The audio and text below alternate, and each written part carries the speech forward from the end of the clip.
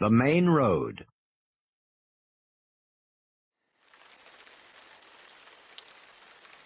Rain drummed loudly on the roof of the Land Cruiser. Tim felt the night vision goggles pressing heavily on his forehead. He reached for the knob near his ear and adjusted the intensity.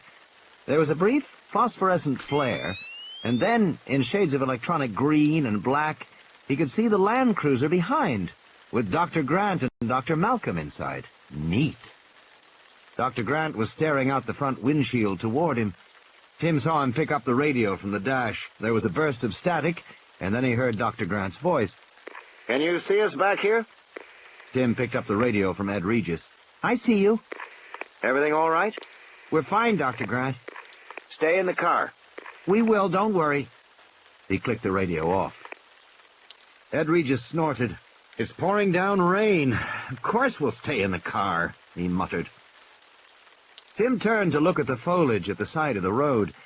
Through the goggles, the foliage was a bright electronic green, and beyond he could see sections of the green grid pattern of the fence. The Land Cruisers were stopped on the downslope of a hill, which must mean they were someplace near the Tyrannosaur area.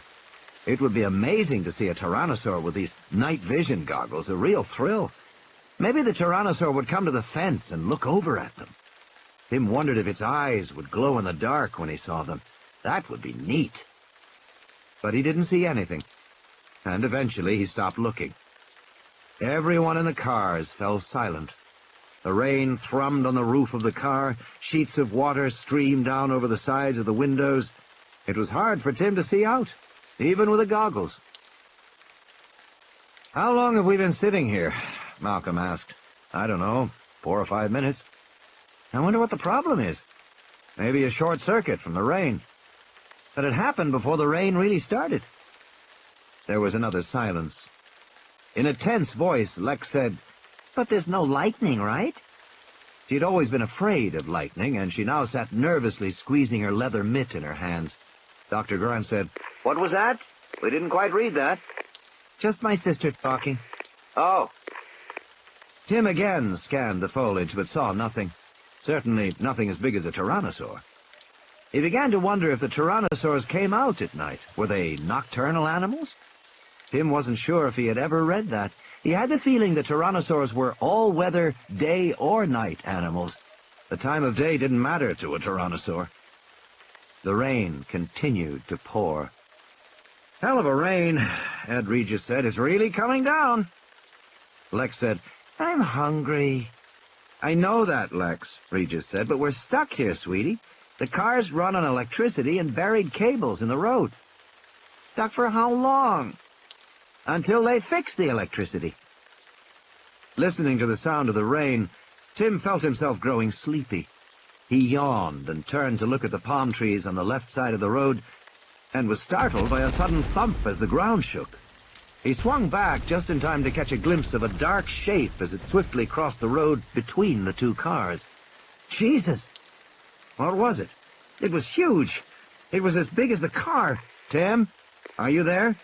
He picked up the radio. "Yes, I'm here." "Did you see it, Tim?"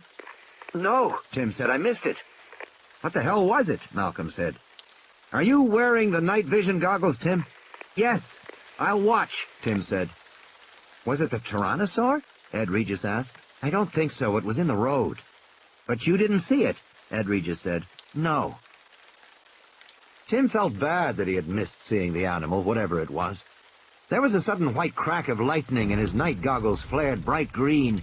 He blinked his eyes and started counting. 1 1,000, 2 1,000.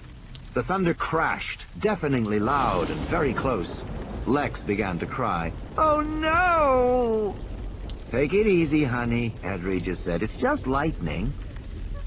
Tim scanned the side of the road. The rain was coming down hard now, shaking the leaves with hammering drops. It made everything move. Everything seemed alive. He scanned the leaves. He stopped. There was something beyond the leaves. Tim looked up higher. Behind the foliage, beyond the fence, he saw a thick body with a pebbled, grainy surface like the bark of a tree. But it wasn't a tree. He continued to look higher, sweeping the goggles upward. He saw the huge head of the Tyrannosaurus just standing there, looking over the fence at the two land cruisers. The lightning flashed again, and the big animal rolled its head and bellowed in the glaring light. Then darkness and silence again, and the pounding rain. Tim? Yes, Dr. Grant? You see what it is? Yes, Dr. Grant. Tim had the sense that Dr. Grant was trying to talk in a way that wouldn't upset his sister. What's going on right now? Nothing, Tim said, watching the Tyrannosaur through his night goggles. Just standing on the other side of the fence. I can't see much from here, Tim. I can see fine, Dr. Grant. It's just standing there. Okay. Lex continued to cry, snuffling. There was another pause. Tim watched the Tyrannosaur. The head was huge. The animal looked from one vehicle to another, then back again. It seemed to stare right at Tim. In the goggles, the eyes glowed bright green.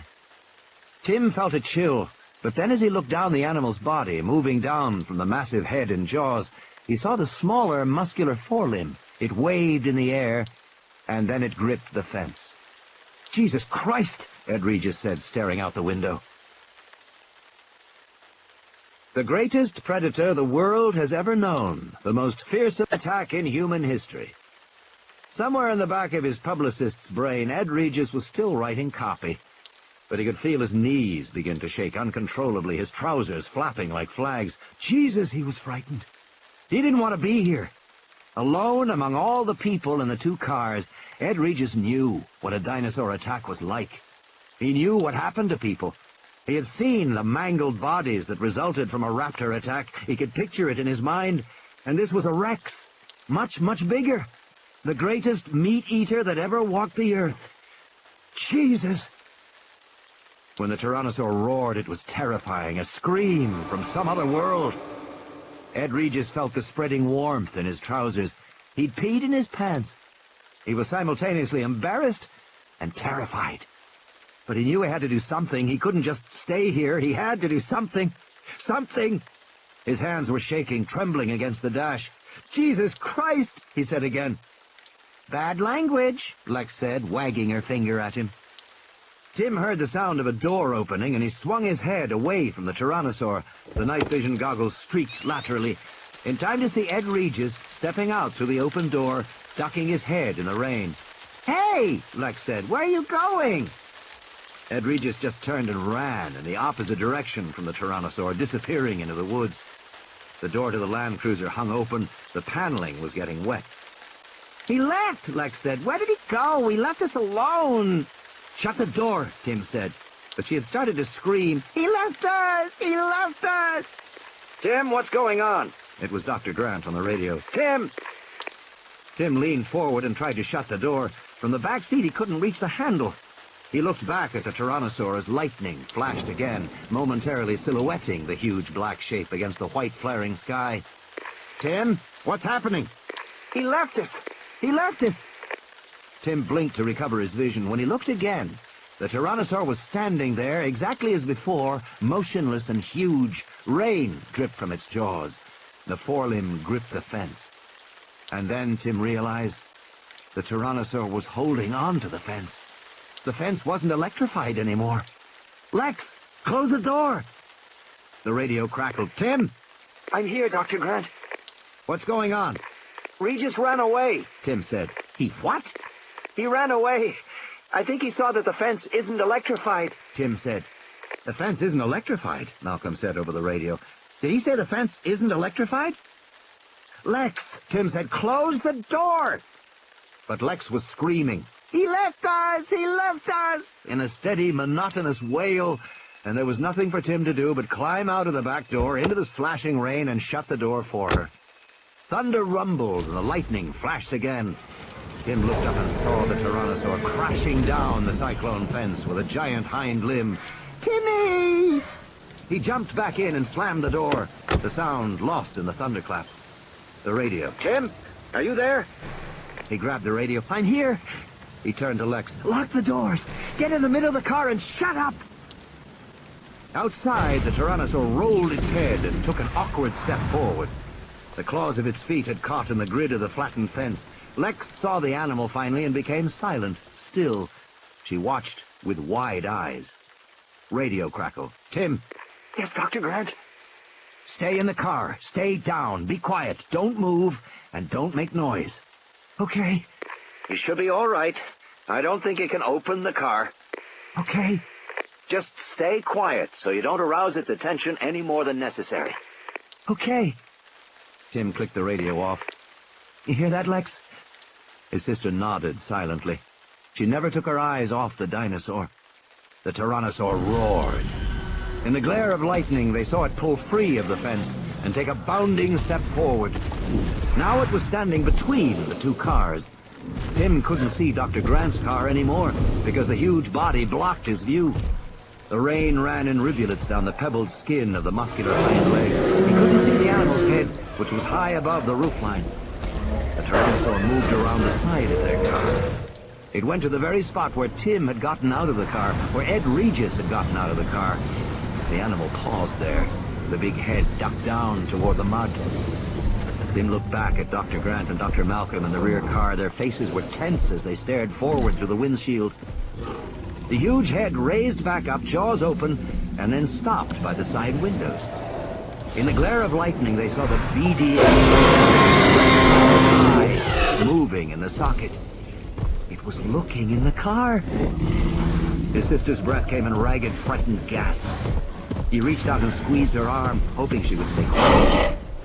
The dinosaur continued to stare for a long time. Perhaps the dinosaur couldn't really see them, he thought. Finally, the head lifted up out of the air. Timmy, Lex whispered. I think it saw us. He was looking back toward Dr. Grant when a jolting impact rocked the Land Cruiser and shattered the windshield in a spider web as the Tyrannosaur's head crashed against the hood of the Land Cruiser. Tim was knocked flat on the seat. The night vision goggles slid off his forehead. He got back up quickly, blinking in the darkness, his mouth warm with blood. Lex? He couldn't see his sister anywhere. The Tyrannosaur stood near the front of the Land Cruiser, its chest moving as it breathed, the forelimbs making clawing movements in the air. Lex! Tim whispered. Then he heard her groan. She was lying somewhere on the floor, under the front seat. Then the shattered windshield. The Tyrannosaur banged again on the front hood of the Land Cruiser. Tim grabbed the seat as the car rocked on its wheels. The Tyrannosaur banged down twice more, denting the seat. Then it moved around the side of the car. All the windows. At the back, the animal snorted a deep, rumbling growl that blended with the thunder. It sank its jaws, and in a single head shake, tore it away. The rear of the car lifted into the air for a moment, then it thumped down with a muddy splash. Tim! Dr. Grant said. Tim! Are you there? Tim grabbed the radio. We're okay, he said. There was a shrill metallic scrape as claws raked the roof of the car. Tim's heart was pounding in his chest. He couldn't see anything out of the windows on the right side except pebbled, leathery flesh. The Tyrannosaur was leaning against the car, which rocked back and forth with each breath, the springs and metal creaking loudly. Lex groaned again. Tim put down the radio and started to crawl over into the front seat. The Tyrannosaur roared, and the metal roof dented downward. Tim felt a sharp pain in his head and tumbled to the floor onto the transmission hump. He found himself lying alongside Lex, and he was shocked to see that the whole side of her head was covered in blood. She looked unconscious. There was another jolting impact, and pieces of glass fell all around him. Tim felt rain. He looked up and saw that the front windshield had broken out. There was just a jagged rim of glass, and beyond, the big head of the dinosaur, looking down at him. Tim felt a sudden chill, and then the head rushed forward toward him, the jaws open. There was a squeal of metal against teeth, and he felt the hot, stinking breath of the animal, and a thick tongue stuck into the car through the windshield opening. The tongue slapped wetly around inside the car. He felt the hot lather of dinosaur saliva, and the Tyrannosaur roared, a deafening sound inside the car. The head pulled away abruptly. Tim scrambled up, avoiding the dent in the roof. There was still room to sit on the front seat by the passenger door. The Tyrannosaur stood in the rain near the front fender. It seemed confused by what had happened to it. Blood dripped freely from its jaws. The Tyrannosaur looked at Tim, cocking its head to stare with one big eye. The head moved close to the car, sideways, and peered in. Blood spattered on the dented hood of the Land Cruiser, mixing with the rain. It can't get to me, Tim thought. It's too big. Then the head pulled away, and in the glare of lightning he saw the hind leg lift up, and the world tilted crazily as the Land Cruiser slammed over on its side, the window splashing in the mud. He saw Lex fall helplessly against the side window, and he fell down beside her, banging his head. Tim felt dizzy. Then the Tyrannosaur's jaws clamped onto the window frame, and the whole Land Cruiser was lifted up into the air and shaken.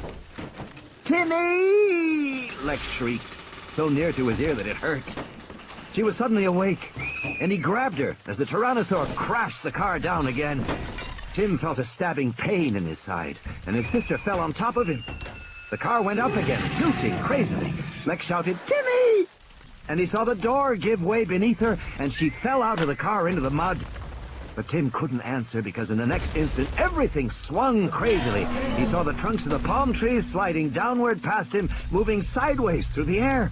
He glimpsed the ground, very far below. The hot roar of the Tyrannosaur, the blazing eye, the tops of the palm trees. And then, with a metallic scraping shriek, the car fell from the Tyrannosaur's jaws, a sickening fall, and Tim's stomach heaved in the moment before the world became totally black and silent. In the other car, Malcolm gasped, "Jesus, what happened to the car?" Grant blinked his eyes as the lightning faded. The other car was gone. Grant couldn't believe it. He peered forward, trying to see through the rain-streaked windshield. The dinosaur's body was so large, it was probably just blocking... No.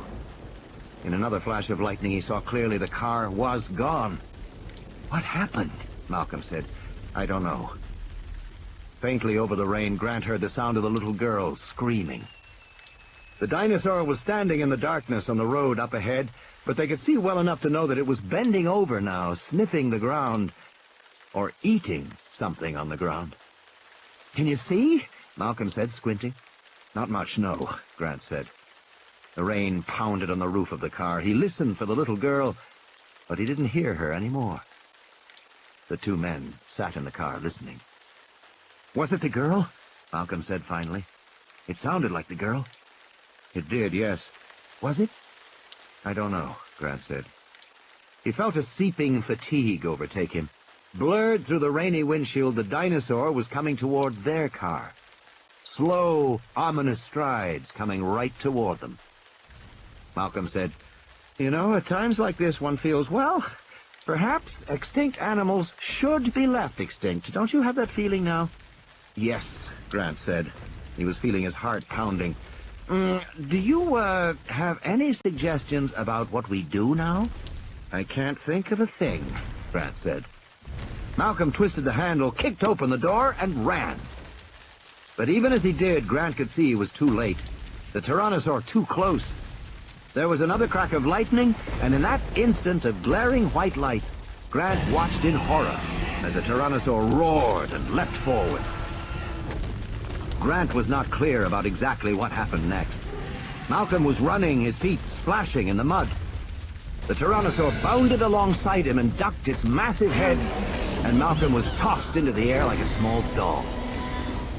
By then, Grant was out of the car too, feeling the cold rain slashing his face and body.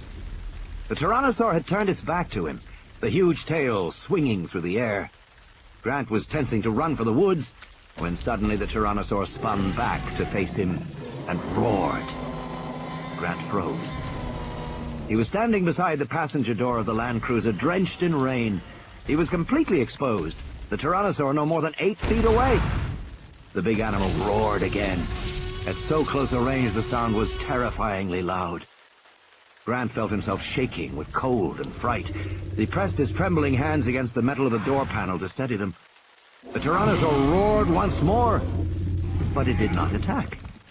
It cocked its head and looked with first one eye, then the other at the Land Cruiser, and it did nothing. It just stood there, What was going on? The powerful jaws opened and closed. The Tyrannosaur bellowed angrily, and then the big hind leg came up and crashed down on the roof of the car. The claws slid off with a metal screech, barely missing Grant as he stood there still unmoving. The foot splashed in the mud.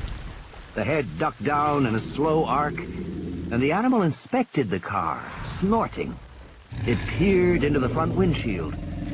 Then, moving toward the rear, it banged the passenger door shut and moved right toward Grant as he stood there. Grant was dizzy with fear, his heart pounding inside his chest. With the animal so close, he could smell the rotten flesh in the mouth, the sweetish blood smell, the sickening stench of the carnivore. He tensed his body, awaiting the inevitable. The big head slid past him, toward the rear of the car. Grant blinked. What had happened? Was it possible the Tyrannosaur hadn't seen him? It seemed as if it hadn't, but how could that be? Grant looked back to see the animal sniffing the rear-mounted tire. It nudged the tire with its snout, and then the head swung back. Again, it approached Grant. This time the animal stopped, the black flaring nostrils just inches away. Grant felt the animal's startling hot breath on his face. But the Tyrannosaur wasn't sniffing like a dog. It was just breathing. And if anything, it seemed puzzled. No. The Tyrannosaur couldn't see him. Not if he stood motionless. And in a detached academic corner of his mind, he found an explanation for that, a reason why. The jaws opened before him, the massive head raised up. Grant squeezed his fists together and bit his lip, trying desperately to remain motionless, to make no sound. The Tyrannosaur bellowed in the night air. But by now, Grant was beginning to understand. The animal couldn't see him, but it suspected he was there, somewhere, and was trying with its bellowing to frighten Grant into some revealing movement. So long as he stood his ground, Grant realized he was invisible. In a final gesture of frustration, the big hind leg lifted up and kicked the Land Cruiser over, and Grant felt searing pain and the surprising sensation of his own body flying through the air. It seemed to be happening very slowly, and he had plenty of time to feel the world turn colder and watch the ground rush up to strike him in the face.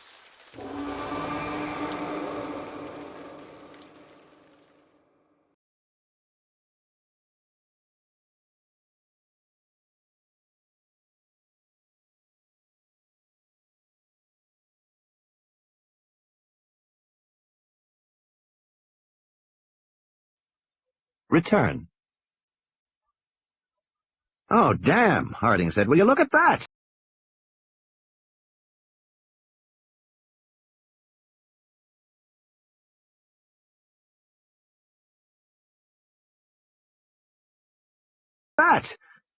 They were sitting in Harding's gasoline-powered Jeep, staring forward past the flick-flick of the windshield wipers. In the yellow flare of the headlamps, a big fallen tree blocked the road.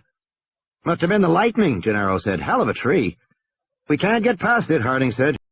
"I better tell Arnold in control." He picked up the radio and twisted the channel dial. "Hello, John. Are you there, John?" There was nothing but steady, hissing static. "I don't understand," he said. "The radio lines seem to be down." "It must be the storm," Gennaro said. "I suppose," Harding said. "Try the Land Cruisers," Ellie said. Harding opened the other channels, but there was no answer. "Nothing," he said. "They're probably back to camp by now, and outside the range of our little set. In any case, I don't think we should stay here. It'll be hours before maintenance gets a crew out here to move that tree." He turned the radio off and put the Jeep into reverse. "What are you going to do?" Ellie said.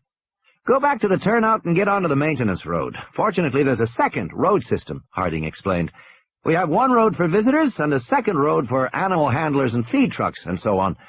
We'll drive back on that maintenance road. It's a little longer and not so scenic, but you may find it interesting.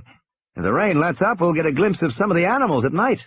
We should be back in 30-40 minutes, Harding said, if I don't get lost." He turned the Jeep around in the night and headed south again.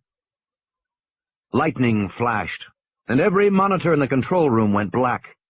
Arnold sat forward, his body rigid and tense. Jesus, not now, not now. That was all he needed, to have everything go out now in the storm. All the main power circuits were surge-protected, of course, But Arnold wasn't sure about the modems Nedry was using for his data transmission. Most people didn't know it was possible to blow an entire system through a modem. The lightning pulse climbed back into the computer through the telephone line, and bang! No more motherboard, no more RAM, no more file server, no more computer. The screens flickered, and then one by one they came back on. Arnold sighed and collapsed back in his chair. He wondered again where Nedry had gone. 5 minutes ago he'd sent guards to search the building for him. The fat bastard was probably in the bathroom reading a comic book. But the guards hadn't come back, and they hadn't called in. 5 minutes. If Nedry was in the building, they should have found him by now. "Somebody took the damn Jeep," Muldoon said as he came back in the room. "Have you talked to the Land Cruisers yet?" "Can't raise them on the radio," Arnold said. "I have to use this because the main board is down. It's weak, but it ought to work. I've tried on all 6 channels. I know they have radios in the cars, but they're not answering." "That's not good," Muldoon said. "If you want to go out there, take one of the maintenance vehicles." "I would," Muldoon said, "but they're all in the east garage, more than a mile from here. Where's Harding?" "I assume he's on his way back." "Then he'll pick up the people in the Land Cruisers on his way." "I assume so." "Anybody tell Hammond the kids aren't back yet?" "Hell no," Arnold said. "I don't want that son of a bitch running around here screaming at me. Everything's all right for the moment. The Land Cruisers are just stuck in the rain. They can sit a while until Harding brings them back. Or until we find Nedry and make that little bastard turn the systems back on." "You can't get them back on?" Muldoon said. Arnold shook his head. "I've been trying, but Nedry's done something to the system. I can't figure out what. But if I have to go into the code itself, that'll take hours. We need Nedry. We've got to find the son of a bitch right away."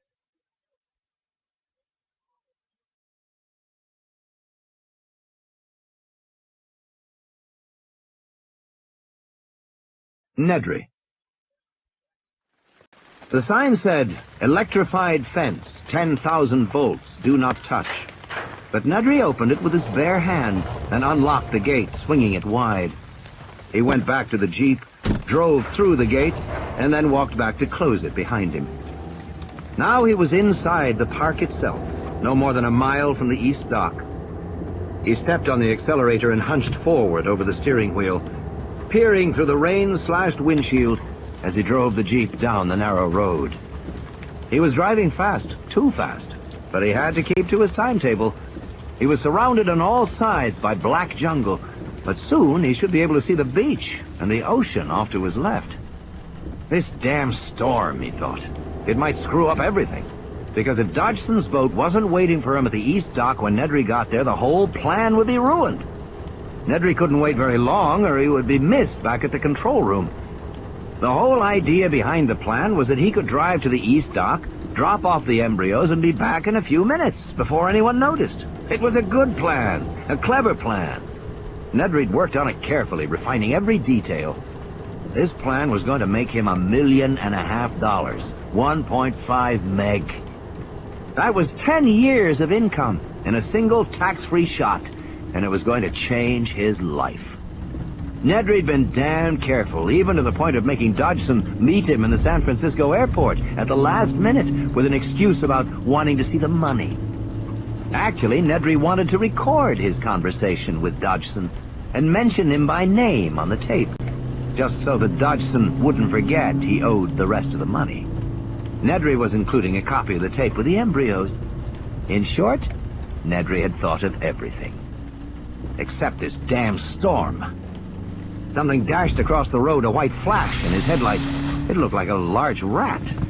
It scurried into the underbrush, dragging a fat tail. Possum. Amazing that a possum could survive here. You'd think the dinosaurs would get an animal like that. Where was the damn dock? He was driving fast, and he'd already been gone 5 minutes. He should have reached the east dock by now. Had he taken a wrong turn? He didn't think so. He hadn't seen any forks in the road at all. Then where was the dock? It was a shock when he came around a corner and saw that the road terminated in a gray concrete barrier 6 feet tall and streaked dark with rain. He slammed on the brakes, and the Jeep fishtailed, losing traction in an end-to-end spin, and for a horrified moment he thought he was going to smash into the barrier. He knew he was going to smash, and he spun the wheel frantically, and the Jeep slid to a stop, the headlamps just a foot from the concrete wall. He paused there, listening to the rhythmic flick of the wipers. He took a deep breath and exhaled slowly. He looked back down the road. He'd obviously taken a wrong turn somewhere. He could retrace his steps, but that would take too long. He'd better try and find out where the hell he was. He got out of the Jeep, feeling heavy raindrops spatter his head. It was a real tropical storm, raining so hard that it hurt. He glanced at his watch, pushing the button to illuminate the digital dial. 6 minutes gone. Where the hell was he? He walked around the concrete barrier, and on the other side, along with the rain, he heard the sound of gurgling water. Could it be the ocean? Nedry hurried forward, his eyes adjusting to the darkness as he went. Dense jungle on all sides, raindrops slapping on the leaves. The gurgling sound became louder, drawing him forward, and suddenly he came out of the foliage and felt his feet sink into soft earth and saw the dark currents of the river. The river! He was at the jungle river. Damn, he thought. At the river where? The river ran for miles through the island. He looked at his watch again. 7 minutes gone. "You have a problem, Dennis," he said aloud. As if in reply, there was a soft hooting cry of an owl in the forest. Nedry hardly noticed. He was worrying about his plan. The plain fact was that time had run out. There wasn't a choice anymore. He had to abandon his original plan. All he could do was go back to the control room, restore the computer, and somehow try to contact Dodgson to set up the drop at the East Dock for the following night. Nedry would have to scramble to make that work, but he thought he could pull it off. The computer automatically logged all calls. After Nedry got through to Dodgson, he'd have to go back into the computer and erase the record of the call, but one thing was sure. He couldn't stay out in the park any longer, or his absence would be noticed. Nedry started back, heading toward the glow of the car's headlights. He was drenched and miserable. He heard the soft hooting cry once more, and this time he paused. That hadn't really sounded like an owl, and it seemed to be close by, in the jungle, somewhere off to his right. As he listened, he heard a crashing sound in the underbrush, then silence. He waited, and heard it again. It sounded distinctly like something big, moving slowly through the jungle toward him. Something big, something near. A big dinosaur. Get out of here. Nedry began to run. He made a lot of noise as he ran, but even so, he could hear the animal crashing through the foliage and hooting. It was coming closer.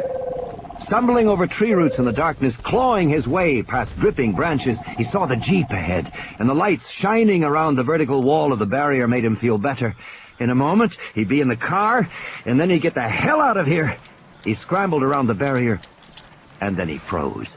The animal was already there. But it wasn't close. The dinosaur stood 40 feet away at the edge of the illumination from the headlamps. Nedry hadn't taken the tour, so he hadn't seen the different types of dinosaurs, but this one was strange-looking. The 10-foot-tall body was yellow with black spots, and along the head ran a pair of red, V-shaped crests. The dinosaur didn't move, but again gave its soft hooting cry. Nedry waited to see if it would attack. It didn't. Perhaps the headlights from the Jeep frightened it, forcing it to keep its distance like a fire. The dinosaur stared at him, and then snapped its head in a single swift motion. Nedry felt something smack wetly against his chest. He looked down and saw a dripping glob of foam on his rain-soaked shirt. He touched it curiously, not comprehending. It was spit. The dinosaur had spit on him. It was creepy, he thought. He looked back at the dinosaur and saw the head snap again, and immediately felt another wet smack against his neck, just above the shirt collar. He wiped it away with his hand. Jesus, it was disgusting. But the skin of his neck was already starting to tingle and burn, and his hand was tingling too. It was almost like he had been touched with acid. Nedry opened the car door, glancing back at the dinosaur to make sure it wasn't going to attack, and felt a sudden excruciating pain in his eyes, stabbing like spikes into the back of his skull, and he squeezed his eyes shut and gasped with the intensity of it, then threw up his hands to cover his eyes and felt the slippery foam trickling down both sides of his nose. Spit. The dinosaur had spit in his eyes. Even as he realized it, the pain overwhelmed him, and he dropped to his knees, disoriented, wheezing. He collapsed onto his side, his cheek pressed to the wet ground, his breath coming in thin whistles through the constant, ever-screaming pain that caused flashing spots of light to appear behind his tightly shut eyelids. The earth shook beneath him, and Nedry knew the dinosaur was moving. He could hear its soft hooting cry, and despite the pain, he forced his eyes open, and still he saw nothing but flashing spots against black. Slowly the realization came to him. He was blind. The hooting was louder as Nedry scrambled to his feet and staggered back against the side panel of the car as a wave of nausea and dizziness swept over him. The dinosaur was close now. He could feel it coming close. He was dimly aware of its snorting breath, but he couldn't see. He couldn't see anything, and his terror was extreme. He stretched out his hands, waving them wildly in the air to ward off the attack he knew was coming. And then there was a new searing pain, like a fiery knife in his belly. And Nedry stumbled, reaching blindly down to touch the ragged edge of his shirt, and then a thick, slippery mass that was surprisingly warm. And with horror, he suddenly knew he was holding his own intestines in his hands. The dinosaur had torn him open. His guts had fallen out. Nedry fell to the ground and landed on something scaly and cold. It was the animal's foot. And then there was a new pain on both sides of his head. The pain grew worse, and as he was lifted to his feet, he knew the dinosaur had his head in its jaws, and the horror of that realization was followed by a final wish that it would all be ended soon.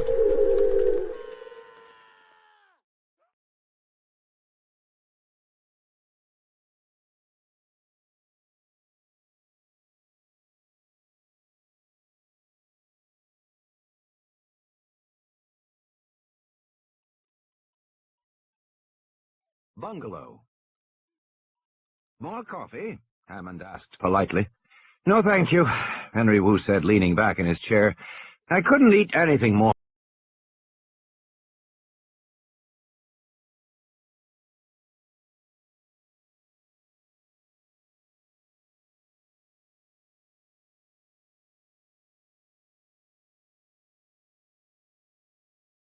Eat anything more. They were sitting in the dining room of Hammond's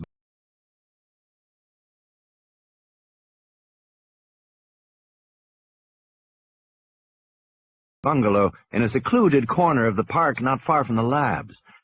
Wu had to admit that the bungalow Hammond had built for himself was elegant, with sparse, almost Japanese lines. And the dinner had been excellent, considering the dining room wasn't fully staffed yet. But there was something about Hammond that Wu found troubling. The old man was different in some way, subtly different. All during dinner, Wu had tried to decide what it was. In part, a tendency to ramble, to repeat himself, to retell old stories. In part, it was an emotional lability, flaring anger one moment, maudlin sentimentality the next. But all that could be understood as a natural concomitant of age. John Hammond was, after all, almost 77. But there was something else. A stubborn evasiveness, an insistence on having his way, and in the end a complete refusal to deal with the situation that now faced the park. Wu had been stunned by the evidence. He did not yet allow himself to believe the case was proved, that the dinosaurs were breeding.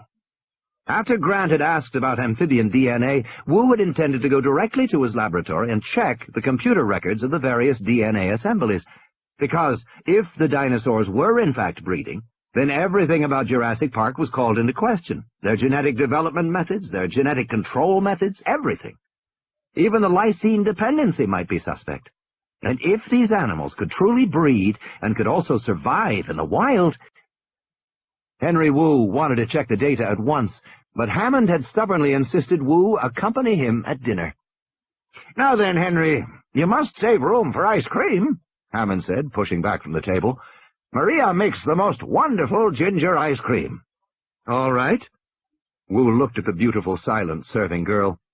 His eyes followed her out of the room, and then he glanced up at the single video monitor mounted in the wall. The monitor was dark.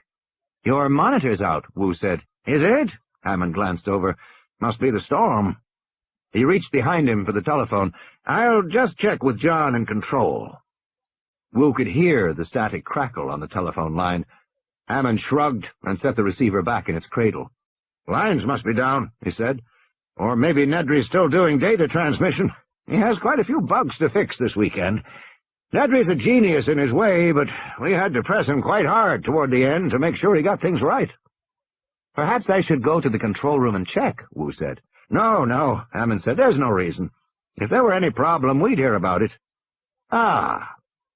Maria came back into the room with 2 plates of ice cream. "You must have just a little, Henry," Hammond said. "It's made with fresh ginger, from the eastern part of the island. It's an old man's vice ice cream, but still—" Dutifully, Wu dipped his spoon. Outside, lightning flashed, and there was a sharp crack of thunder. "That was close," Wu said. "I hope the storm isn't frightening the children." "I shouldn't think so," Hammond said. He tasted the ice cream. "But I can't help but hold some fears about this park, Henry." Inwardly, Wu felt relieved. Perhaps the old man was going to face the facts after all. "What kind of fears?" "You know, Jurassic Park's really made for children. The children of the world love dinosaurs, and the children are going to just delight in this place. Their little faces will shine with the joy of finally seeing these wonderful animals. But I am afraid I may not live to see it, Henry. I may not live to see the joy on their faces." "I think there are other problems, too," Wu said, frowning. "But none so pressing on my mind as this," Hammond said, "that I may not live to see their shining, delighted faces. This is our triumph, this park. We have done what we set out to do. And you remember our original intent was to use the newly emerging technology of genetic engineering to make money. A lot of money." Wu knew Hammond was about to launch into one of his old speeches. He held up his hand. "I'm familiar with this, John. If you were going to start a bioengineering company, Henry, what would you do? Would you make products to help mankind? To fight illness and disease? Dear me, no. That's a terrible idea. A very poor use of new technology." Hammond shook his head sadly. "Yet you'll remember," he said, "the original genetic engineering companies like Genentech and Cetus were all started to make pharmaceuticals. New drugs for mankind. Noble, noble purpose. Unfortunately, drugs face all kinds of barriers. FDA testing alone takes 5 to 8 years, if you're lucky. Even worse, there are forces at work in the marketplace. Suppose you make a miracle drug for cancer or heart disease, as Genentech did.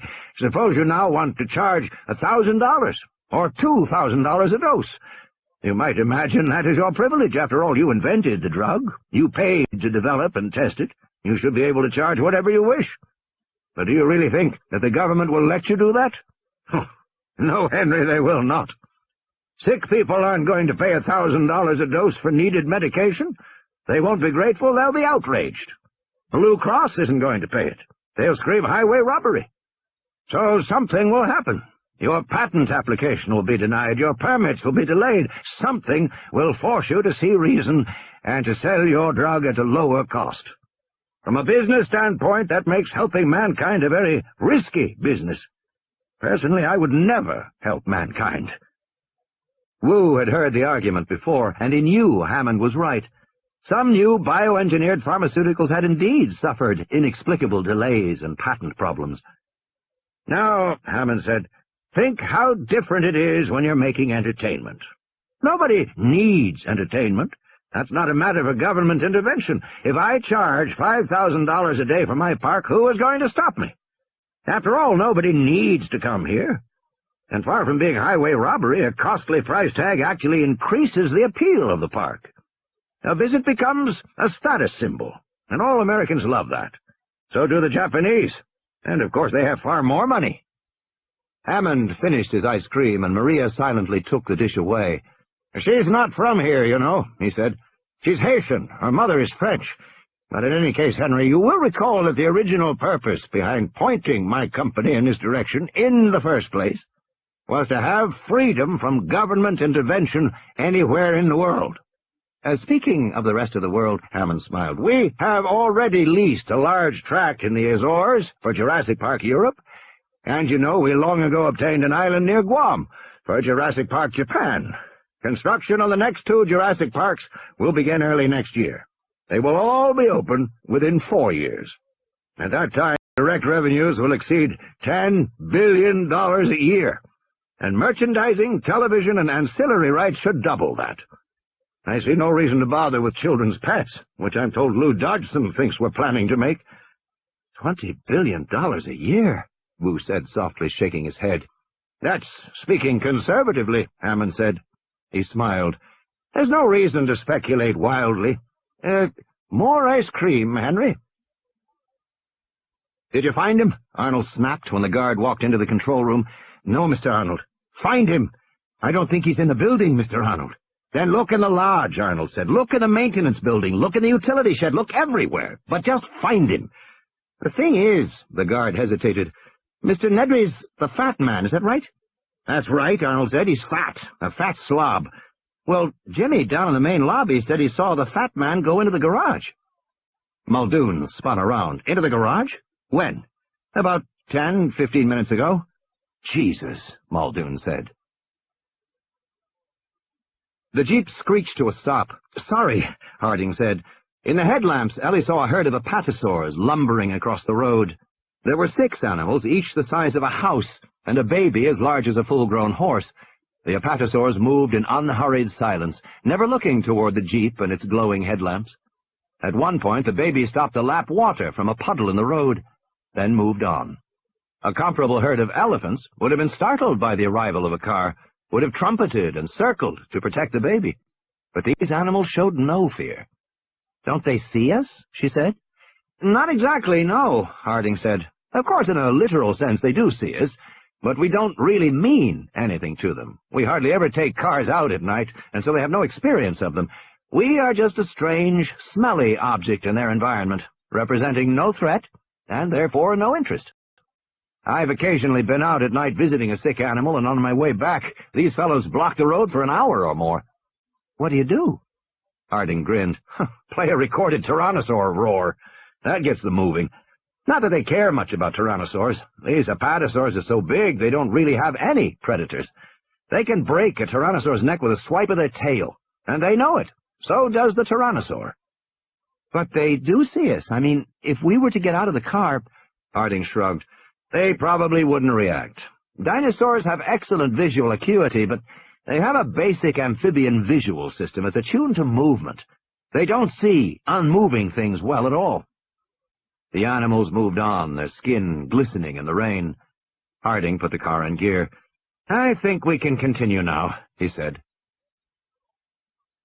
Wu said, "I suspect you may find there are pressures on your park, just as there are pressures on Genentech's drugs." He and Hammond had moved to the living room, and they were now watching the storm lash the big glass windows. "I can't see how," Hammond said. "The scientists may wish to constrain you, even to stop you." "Well, they can't do that," Hammond said. He shook his finger at Wu. "You know why the scientists would try to do that? It's because they want to do research, of course. That's all they ever want to do is research. Not to accomplish anything, not to make any progress, just do research. Well, they have a surprise coming to them." "I wasn't thinking of that," Wu said. Hammond sighed. "I'm sure it would be interesting for the scientists to do research, but you arrive at the point where these animals are simply too expensive to be used for research. This is wonderful technology, Henry, but it's also frightfully expensive technology. The fact is, it can only be supported as entertainment." Hammond shrugged. "That's just the way it is." "But if there are attempts to close down—" "Face the damn facts, Henry," Hammond said irritably. "This isn't America. This isn't even Costa Rica. This is my island. I own it, and nothing is going to stop me from opening Jurassic Park to all the children of the world." He chuckled. "Or at least to the rich ones. And I tell you, they'll love it." In the back seat of the jeep, Ellie Sattler stared out the window. They had been driving through rain-drenched jungle for the last 20 minutes, and had seen nothing since the apatosaurs crossed the road. "We're near the Jungle River now," Harding said as he drove. "It's off there somewhere to our left." Abruptly, he slammed on the brakes again. The car skidded to a stop in front of a flock of small green animals. "Well, you're getting quite a show tonight," he said. "Those are compies." Procomp sognathids, Ellie thought, wishing that Grant were here to see them. This was the animal they had seen in the facts, back in Montana. The little dark green Procompsognathus scurried to the other side of the road, then squatted on their hind legs to look at the car, chittering briefly, before hurrying onward into the night. Odd, Harding said. Wonder where they're off to. Compies don't usually move at night, you know. They climb up in a tree and wait for daylight. Then why are they out now? Ellie said. I can't imagine. You know, compies are scavengers, like buzzards. They're attracted to a dying animal, and they have tremendously sensitive smell. They can smell a dying animal for miles. Then they're going to a dying animal? Dying or already dead. Should we follow them? Ellie said. I'd be curious, Harding said. Yes, why not? Let's go see where they're going. He turned the car around and headed back toward the compies. Tim Murphy lay in the Land Cruiser, his cheek pressed against the car door handle. He drifted slowly back to consciousness. He wanted only to sleep. He shifted his position and felt the pain in his cheekbone where it lay against the metal door. His whole body ached, his arms and his legs, and most of all his head. There was a terrible pounding pain in his head. All the pain made him want to go back to sleep. He pushed himself up on one elbow, opened his eyes, and retched, vomiting all over his shirt. He tasted sour bile and wiped his mouth with the back of his hand. His head throbbed. He felt dizzy and seasick, as if the world were moving, as if he were rocking back and forth on a boat. Tim groaned and rolled onto his back, turning away from the puddle of vomit. The pain in his head made him breathe in short, shallow gasps, and he still felt sick, as if everything were moving. He opened his eyes and looked around, trying to get his bearings. He was inside the Land Cruiser, but the car must have flipped over on its side, because he was lying on his back against the passenger door, looking up at the steering wheel and beyond at the branches of a tree moving in the wind. The rain had nearly stopped, but water drops still fell on him through the broken front windshield. He stared curiously at the fragments of glass. He couldn't remember how the windshield had broken. He couldn't remember anything, except that they had been parked in the road, and he had been talking to Dr. Grant when the Tyrannosaur came toward them. That was the last thing he remembered. He felt sick again and closed his eyes until the nausea passed. He was aware of a rhythmic creaking sound, like the rigging of a boat. Dizzy and sick to his stomach, he really felt as if the whole car were moving beneath him. But when he opened his eyes again, he saw it was true. The Land Cruiser was moving, lying on its side, swaying back and forth. The whole car was moving. Tentatively, Tim rose to his feet. Standing on the passenger door, he peered over the dashboard, looking out through the shattered windshield. At first he saw only dense foliage moving in the wind, but here and there he could see gaps, and beyond the foliage the ground was 20 feet below him. He stared uncomprehendingly. The Land Cruiser was lying on its side in the branches of a large tree, 20 feet above the ground, swaying back and forth in the wind. "Oh, shit," he said. What was he going to do? He stood on his tiptoes and peered out, trying to see better, grabbing the steering wheel for support. The wheel spun free in his hand, and with a loud crack, the Land Cruiser shifted position, dropping a few feet in the branches of the tree. He looked down through the shattered glass of the passenger door window at the ground below. "Oh, shit, he kept repeating it. "Oh, shit, oh, shit!" Another loud crack. The Land Cruiser jolted down another foot. He had to get out of here. He looked down at his feet. He was standing on the door handle. He crouched back down on his hands and knees to look at the handle. He couldn't see very well in the dark, but he could tell that the door was dented outward, so the handle couldn't turn. He'd never get the door open. He tried to roll the window down, but the window was stuck too. Then he thought of the back door. Maybe he could open that. He leaned over the front seat, and the Land Cruiser lurched with a shift in weight. Carefully, Tim reached back and twisted the handle on the rear door. It was stuck too. How was he going to get out? He heard a snorting sound and looked down. A dark shape passed below him. It wasn't the Tyrannosaur. This shape was tubby, and it made a kind of snuffling as it waddled along. The tail flopped back and forth, and Tim could see the long spikes. It was the Stegosaur, apparently recovered from its illness. Tim wondered where the other people were, Gennaro and Sattler and the vet. He had last seen them near the stegosaur. How long ago was that? He looked at his watch, but the face was cracked. He couldn't see the numbers. He took the watch off and tossed it aside. The stegosaur snuffled and moved on. Now the only sound was the wind in the trees and the creaking of the land cruiser as it shifted back and forth. He had to get out of here. Tim grabbed the handle, tried to force it, but it was stuck solid. It wouldn't move at all. Then he realized what was wrong. The rear door was locked. Tim pulled up the pin and twisted the handle. The rear door swung open, downward, and came to rest against the branch a few feet below. The opening was narrow, but Tim thought he could wriggle through it. Holding his breath, he crawled slowly back into the rear seat. The Land Cruiser creaked, but held its position. Gripping the doorposts on both sides, Tim slowly lowered himself down through the narrow, angled opening of the door. Soon he was lying flat on his stomach on the slanted door, his legs sticking out of the car. He kicked in the air, his feet touched something solid, a branch, and he rested his feet on it.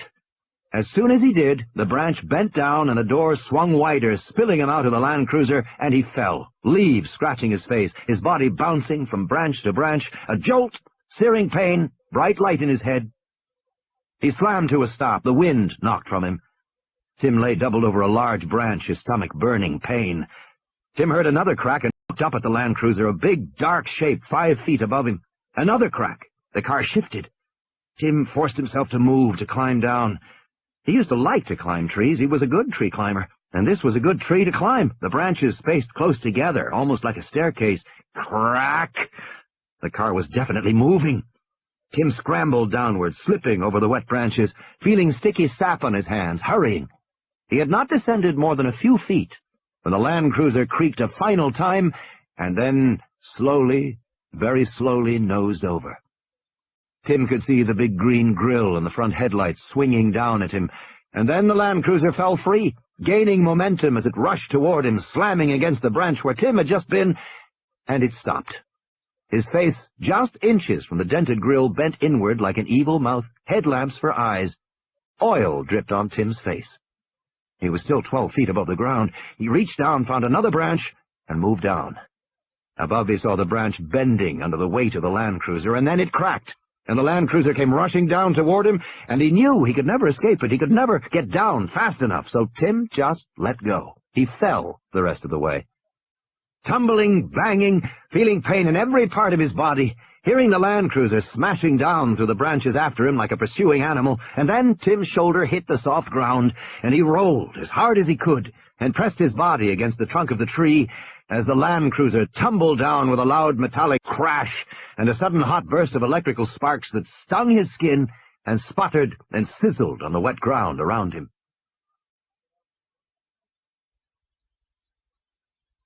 Slowly, Tim got to his feet.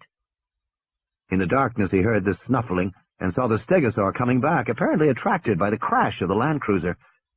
The dinosaur moved dumbly, the low head thrust forward, and the big cartilaginous plates running in 2 rows along the hump of the back. It behaved like an overgrown tortoise, stupid like that, and slow. Tim picked up a rock and threw it. "Get away!" The rock thunked dully off the plates. The stegosaur kept coming. "Go on! Go!" He threw another rock and hit the stegosaur in the head. The animal grunted, turned slowly away, and shuffled off in the direction it had come. Tim leaned against the crumpled Land Cruiser and looked around in the darkness. He had to get back to the others, but he didn't want to get lost. He knew he was somewhere in the park, probably not far from the main road, if he could only get his bearings. He couldn't see much in the dark, but then he remembered the goggles. He climbed through the shattered front windshield into the Land Cruiser and found the night vision goggles and the radio. The radio was broken and silent, so he left it behind, but the goggles still worked. He flicked them on, saw the reassuringly familiar phosphorescent green image. Wearing the goggles, he saw the battered fence off to his left and walked toward it. The fence was 12 feet high, but the Tyrannosaur had flattened it easily. Tim hurried across it, moved through an area of dense foliage, and came out onto the main road.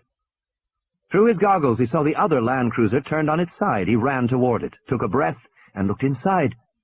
The car was empty. No sign of Dr. Grant and Dr. Malcolm. Where had they gone? Where had everybody gone? He felt sudden panic, standing alone in the jungle road at night with that empty car, and turned quickly in circles, seeing the bright green world in the goggles swirl. Something pale by the side of the road caught his eye. It was Lex's baseball. He wiped the mud off it. "Lex!" Tim shouted as loud as he could, not caring if the animals heard him. He listened, but there was only the wind and a plink of raindrops falling from the trees. "Lex!" He vaguely remembered that she had been in the Land Cruiser when the Tyrannosaur attacked. Had she stayed there, or had she gotten away? The events of the attack were confused in his mind. He wasn't exactly sure what had happened. Just to think of it made him uneasy. He stood in the road, gasping with panic. "Lex!" The night seemed to close in around him. Feeling sorry for himself, he sat in a cold, rainy puddle in the road and whimpered for a while. When he finally stopped, he still heard whimpering. It was faint, and it was coming from somewhere farther up the road. "How long has it been?" Muldoon said, coming back into the control room. He was carrying a black metal case. "Half an hour. Harding's jeep should be back here by now." Arnold stubbed out his cigarette. "I'm sure they'll arrive any minute now." "Still no sign of Nedry?" Muldoon said. "Nope, not yet." Muldoon opened the case, which contained 6 portable radios. "I'm going to distribute these to people in the building." He handed one to Arnold. "Take the charger, too. These are our emergency radios, but nobody had them plugged in, naturally. Let it charge about 20 minutes and then try and raise the cars." Henry Wu opened the door marked fertilization and entered the darkened lab. There was nobody here. Apparently, all the technicians were still at dinner.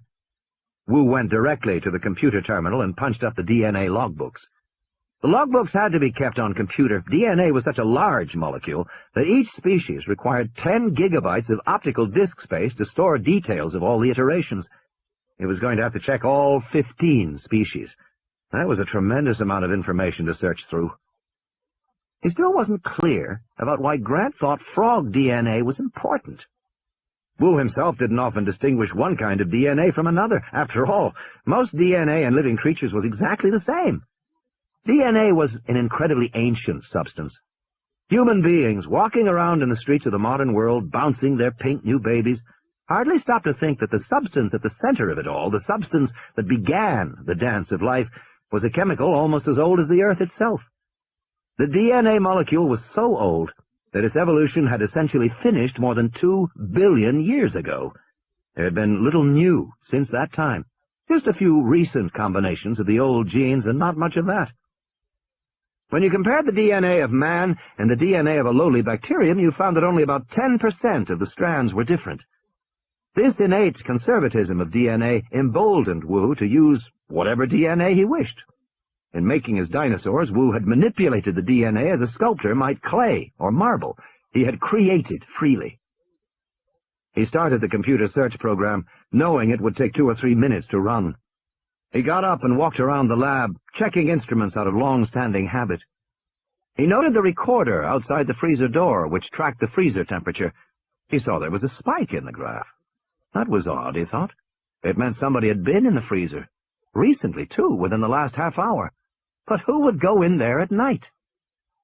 The computer beeped, signaling that the first of the data searches was complete. Wu went over to see what it had found, and when he saw the screen, he forgot all about the freezer and the graph spike. Leitska DNA search algorithm. DNA. Version search criteria. RNA. All. Fragment. Len greater than 0. DNA incorporating RNA fragments. Myosaurs.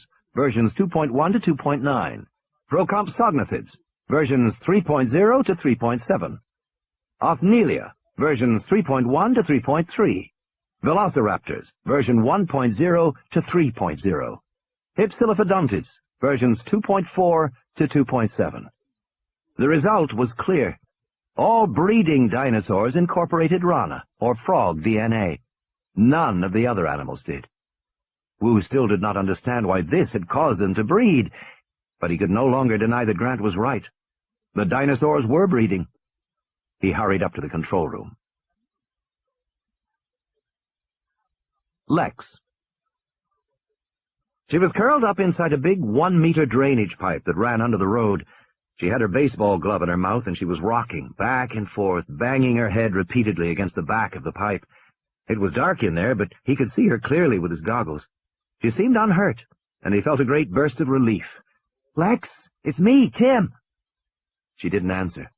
She continued to bang her head on the pipe. "Come on out." She shook her head no. He could see she was badly frightened.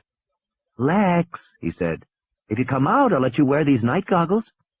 She just shook her head. "Look what I have," he said, holding up his hand. She stared uncomprehendingly. It was probably too dark for her to see. "It's your ball, Lex. I found your ball." "So what?" He tried another approach. "It must be uncomfortable in there. Cold, too. Wouldn't you like to come out?" She resumed, banging her head against the pipe. "Why not?" "There's aminals out there." That threw him for a moment. She hadn't said aminals for years. "The aminals are gone," he said. "There's a big one. A Tyrannosaurus Rex." "He's gone." "Where did he go?" "I don't know, but he's not around here now," Tim said, hoping it was true. Lex didn't move. He heard her banging again. Tim sat down in the grass outside the pipe where she could see him. The ground was wet where he sat. He hugged his knees and waited. He couldn't think of anything else to do. "I'm just going to sit here," he said, "and rest." "Is Daddy out there?" "No," he said, feeling strange. "He's back at home, Lex." "Is Mommy?" "No, Lex." "Are there any grown-ups out there?" Lex said. "Not yet, but I'm sure they'll come soon. They're probably on their way right now." Then he heard her moving inside the pipe, and she came out, shivering with cold and with dried blood on her forehead, but otherwise all right. She looked around in surprise and said, "Where's Dr. Grant?" "I don't know." "Well, he was here before." "He was? When?" "Before," Lex said. "I saw him when I was in the pipe." "Where'd he go?" "How am I supposed to know?" Lex said, wrinkling her nose. She began to shout, "Hello! Hello! Dr. Grant! Dr. Grant!" Tim was uneasy at the noise she was making. It might bring back the Tyrannosaur. But a moment later he heard an answering shout. It was coming from the right, over toward the Land Cruiser that Tim had left a few minutes before. With his goggles, Tim saw with relief that Dr. Grant was walking toward them. He had a big tear in his shirt at the shoulder, but otherwise he looked okay. "Thank God," he said. "I've been looking for you." Shivering, Ed Regis got to his feet and wiped the cold mud off his face and hands. He had spent a very bad half-hour, wedged among big boulders on the slope of a hill below the road. He knew it wasn't much of a hiding place, but he was panicked, and he wasn't thinking clearly. He had lain in this muddy, cold place, and he had tried to get hold of himself, but he kept seeing that dinosaur in his mind, a dinosaur coming toward him, toward the car. Ed Regis didn't remember exactly what had happened after that. He remembered that Lex had said something, but he hadn't stopped. He couldn't stop. He had just kept running and running. Beyond the road, he had lost his footing and tumbled down the hill and come to rest by some boulders, and it had seemed to him that he could crawl in among the boulders and hide. There was enough room, so that was what he had done. Gasping and terrified, thinking of nothing except to get away from the Tyrannosaur. And finally, when he was wedged in there like a rat between the boulders, he had calmed down a little, and he had been overcome with horror and shame because he'd abandoned those kids. He had just run away. He had just saved himself. He knew he should go back up to the road. He should try to rescue them, because he had always imagined himself as brave and cool under pressure. But whenever he tried to get control of himself, to make himself go back up there, somehow he just couldn't. He started to feel panicky, and he had trouble breathing, and he didn't move. He told himself it was hopeless anyway. If the kids were still up there on the road, they could never survive. And certainly there was nothing Ed Regis could do for them, and he might as well stay where he was. No one was going to know what had happened except him, and there was nothing he could do, nothing he could have done.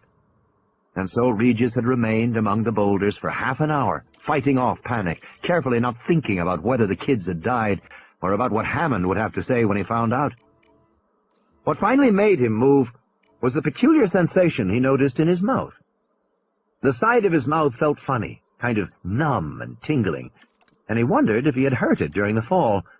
Regis touched his face and felt swollen flesh on the side of his mouth. It was funny, but it didn't hurt at all. Then he realized the swollen flesh was a leech, growing fat as it sucked his lips. It was practically in his mouth. Shivering with nausea, Regis pulled the leech away, feeling a tear from the flesh of his lips, feeling the gush of warm blood in his mouth. He spat and flung it with disgust into the forest. He saw another leech on his forearm and pulled it off, leaving a dark, bloody streak behind. Jesus, he was probably covered with them. That fall down the hillside, these jungle hills were full of leeches. So were the dark, rocky crevices.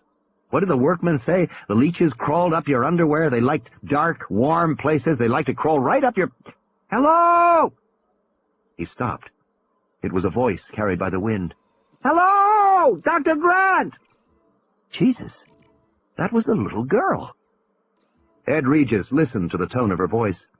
She didn't sound frightened or in pain. She was just calling in her insistent way. And it slowly dawned on him that something else must have happened. That the Tyrannosaur must have gone away, or at least hadn't attacked, and that the other people might still be alive. Grant and Malcolm, everybody might be alive. And the realization made him pull himself together in an instant, the way you got sober in an instant when the cops pulled you over. And he felt better, because now he knew what he had to do. And as he crawled out from the boulders, he was already formulating the next step, already figuring out what he would say, how to handle things from this point. Regis wiped the cold mud off his face and hands, the evidence that he had been hiding. He wasn't embarrassed that he had been hiding, but now he had to take charge. He scrambled back up toward the road, but when he emerged from the foliage, he had a moment of disorientation. He didn't see the cars at all. He was somehow at the bottom of the hill. The Land Cruisers must be at the top. He started walking up the hill, back toward the Land Cruisers. It was very quiet. His feet splashed in the muddy puddles. He couldn't hear the little girl anymore. Why had she stopped calling? As he walked, he began to think that maybe something had happened to her. In that case, he shouldn't walk back there. Maybe the Tyrannosaur was still hanging around. Here he was, already at the bottom of the hill, that much closer to home. And it was so quiet. Spooky it was so quiet. Ed Regis turned around and started walking back toward the camp. Alan Grant ran his hands over her limbs, squeezing the arms and legs briefly. She didn't seem to have any pain. It was amazing. Aside from a cut on her head, she was fine. I told you I was, she said. Well, I had to check.